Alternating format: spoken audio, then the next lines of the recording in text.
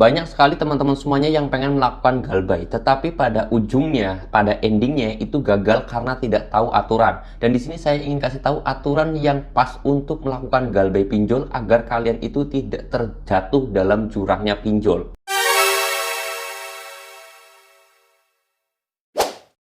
Assalamualaikum warahmatullahi wabarakatuh teman-teman semuanya. Pada kesempatan video kali ini saya ingin membahas tentang yang namanya aturan cara main galbay pinjol agar kalian itu tidak jatuh ke dalam perangkap pinjol. Banyak sekali kasus yang terjadi adalah mereka itu pengen melakukan galbay tetapi endingnya itu gagal. Bukannya malah berhasil galbay, tapi dia itu malah terperangkap dalam pental pinjol atau jatuh ke dalam jurangnya pinjol. Oleh sebab itu saya sendiri membuat video ini teman-teman semuanya ya.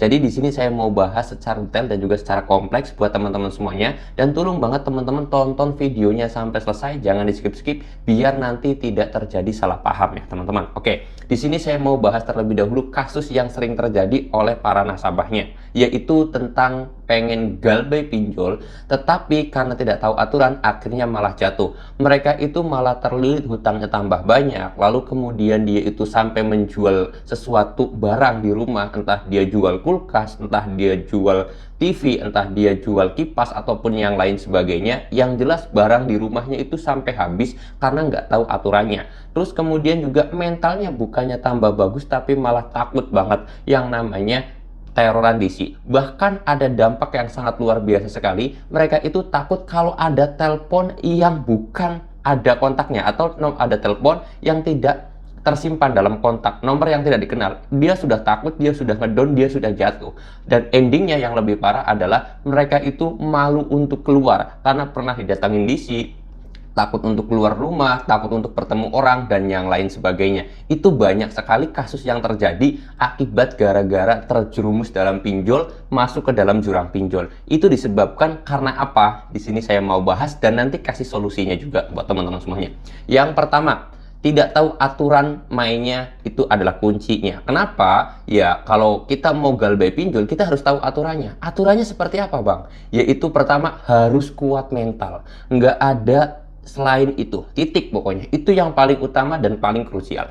Karena sebenarnya pinjol ataupun DC-DC pinjol itu bukan menagih kalian itu ya dengan baik-baik. Karena DC pinjol sudah tahu bahwa dengan cara menekan, dengan cara menakut-nakuti, dengan cara mengintimidasi, membuat kalian itu stres, membuat kalian itu panik, adalah jalan yang paling singkat, jalan yang paling bagus untuk kalian itu segera membayar pinjol. Akhirnya DC tersebut melakukan hal itu. Kalau mental kalian nggak kuat, mental kalian itu lemah, kalian bakal hancur. Akhirnya kalian sibuk mencari aplikasi lain untuk menutupi aplikasi sebelumnya. Gali lubang tutup lubang yang terjadi. Kalian sibuk cari dana talangan. Bahkan yang parahnya itu nyewanya atau kalian itu pinjamnya ke rentenir. Menggadaikan barang, menggadaikan sesuatu. Akhirnya barang di rumah kalian habis.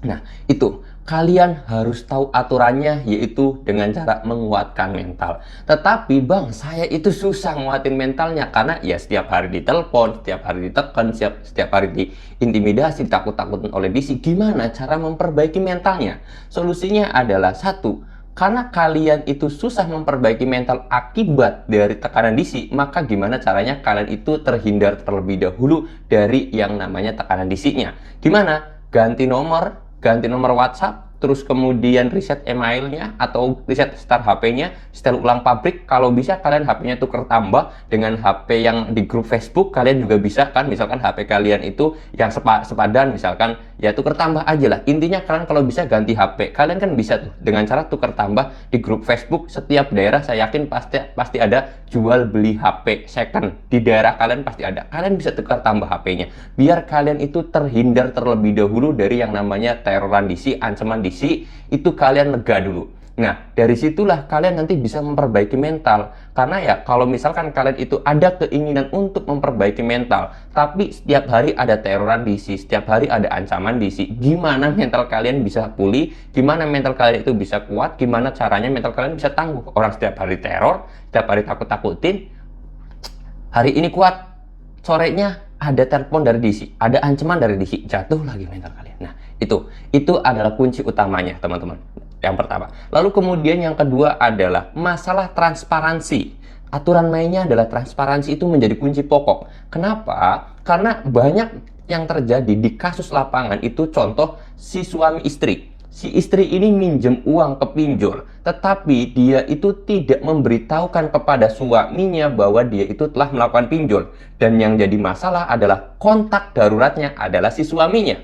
Nah, tidak ada transparansi antar kontak darurat atau antar keluarga kalian itu yang dijadikan kontak darurat. Akhirnya si istri itu merasa takut, merasa malu, merasa bahwa saya nanti takut diomelin oleh suaminya, dimarahin oleh suaminya. Akhirnya si istri ini jangan sampai di si tersebut menghubungi kontak darurat si suaminya. Karena kalau sampai pinjol itu tahu bahwa dia meminjam di pinjol, suaminya tahu, suaminya bakal marah-marah. Akhirnya si istri itu berusaha mencari dana talangan dengan cara gali lubang tutup lubang, masuk lagi dalam jurang pinjol, masuk lagi ranah ketakutan, masuk lagi hal-hal yang negatif timbul. Nah, dari situlah harus ada transparansi terhadap kontak darurat minimal.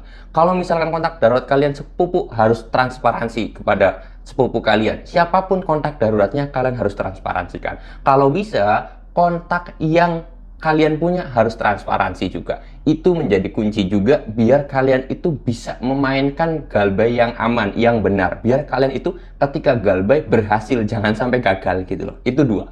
Lalu kemudian yang ketiga adalah masalah gengsi ini. Ini gengsi ini mungkin nggak pernah banyak yang bahas, tapi di sini saya mau bahas karena dampak dan efeknya itu sangat banyak sekali. Contoh kecil gini. Oke. Kita terbiasa dengan hidup yang mewah, mungkin kita terbiasa berbicara tinggi, berbicara kita itu sukses dan yang lain sebagainya. Tetapi nyatanya kita itu adalah nasabah yang minjol atau kita itu punya utang di aplikasi pinjol.